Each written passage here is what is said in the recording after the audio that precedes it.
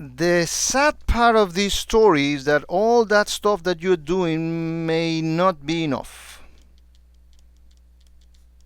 to detect and eradicate APTs. You know, the APT, the P stands for persistence or patient.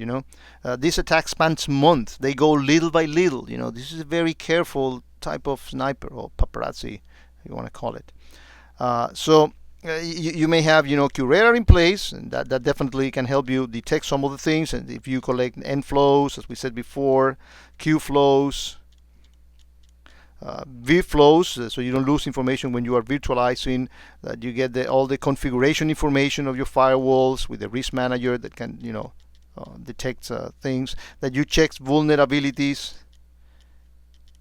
All that data is very, very important, and we'll see how this can actually be used even further in a minute. So you get vulnerability from the network, from the application scanning, from your Guardian, check your databases, from the big fix, the endpoint. You get all that vulnerability that gives you a lot of content, and from the mainframe. You get IP reputation also, so you know what IPs are really bad. You get user information, who is actually using that particular IP and what are they doing. You get automatic discovery of the devices and services. You get that baseline that we spoke about. All that stuff is actually great, and this is data that is called structure. You collect this data is hot. This data is actually used very frequently, and this data is on the order of terabytes. But remember that we talk about DNS forensic and other things. Well, let's analyze all that type of data. For example, to do DNS forensic, you cannot do that online when you get hundreds of thousands of events per second. Remember we talk about checking the cache and checking the registrar. Well, that's something you need to do offline, maybe at the end of every day, but not right. What about email? Well, there's a wealth of information on the email. Once you get, if somebody received this APT, who else actually received that? Are you looking at the attachments that comes with the email? This is the stuff that you cannot do offline. Are you checking patterns on the application usage? Because it's very easy to detect fraud and APTs if you understand how it moves. And can you do that? The email, the forensic, and other stuff, month. Once you detect something, well, let me see how long this is been going, or maybe even in the case of even years. Remember, this attack spans very, very many months.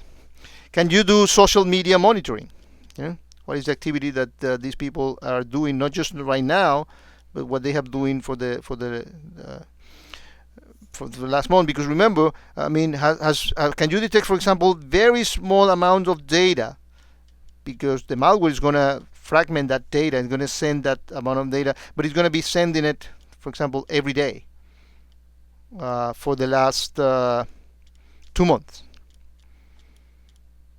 Well, those are things that you cannot detect with your SIM technology. But if you have all that data from this side and from this side, what we are actually doing with the big data technology in IBM, big security data, is that we're using a technology that we have from our big data brothers called Insight, which is fantastic. Think of the of information that is actually used by the users of these are really data scientists. These are people that manipulate data. They can find patterns and have a tool that actually allows them to get the tool. So I'm going to feed all that information from Curator, but that information is actually going to be tagged with all this rich context that Curator finds. And I feed that information that I get from email, DNS forensic, and all that stuff. And then this data scientist becomes a hunter. He's going to be looking for snipers. He's going to be using the tools. Actually, Big Insight has a tool called Big Sheets that allows that individual that is a hunter, is a data analyst, but not necessarily a security analyst, to actually detect patterns that indicate the presence of advanced persistent threats. It's also very useful to detect fraud and disgruntled employees. I mean, by looking at the content of emails, I can detect which my employees might be disgruntled. I mean, I can do sophisticated analysis like 80% clip levels. I know that and this is what the data credit card data people do, is that I know that when this sort of stuff happens in 80% of the cases, it's fraud. For example, you may get a call, hey, have you authorized this particular transaction? And say, yeah, I did make that purchase. Well, that's because you hit a clip where some of the people that do that stuff is actually do it for nefarious purposes. And with Big Insight also uses in our big security data analysis is other tools like I2, which is a tool for visualization. It allows the data scientists to actually see things like who is related to who sends email to who, what's the relationship between all these people, by email, by social. It is what is called association analysis.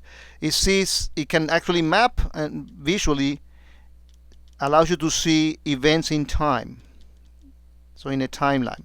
So you can see, well, first this machine was compromised, then it sends the payload to that. So it really puts everything in a very incident timelines, and analyzing things like, well, why is it that the email response for that email came even before the email was sent? Well, my friend, that email was sent from China, so the time difference is the reason why you are seeing that mismatch.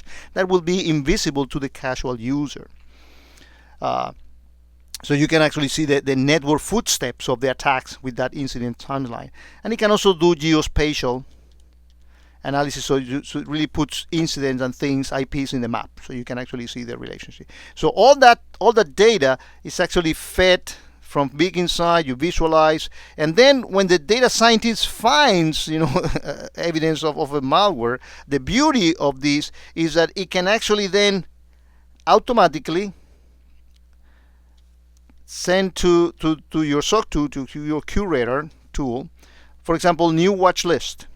Well, I want you to watch this group of IPs, this group of users, using reference sets, other techniques that we have, because looks like there is indication of something bad really happening in there. So it can automatically close the loop and automate the process of, well, I've been looks like I've been hit for something. I'm going to be automating the process of that. I see that there are people inside or outside preparing for an attack. I want to also find the scope of a particular intrusion that I have. All that's tool that you can use with the data that you cannot do with an SIM technology, because this data, first of all, is unstructured, meaning this is not meant for computers to read. This data is cold or warm, because maybe for months before, and it's in the order of petabytes, so you cannot process and store that information in your curated appliance. So this is a way of really automating and detect attacks over that accidental insider. So this is I've been trying to go very quickly to the ways that you can actually defend against APT using our technology.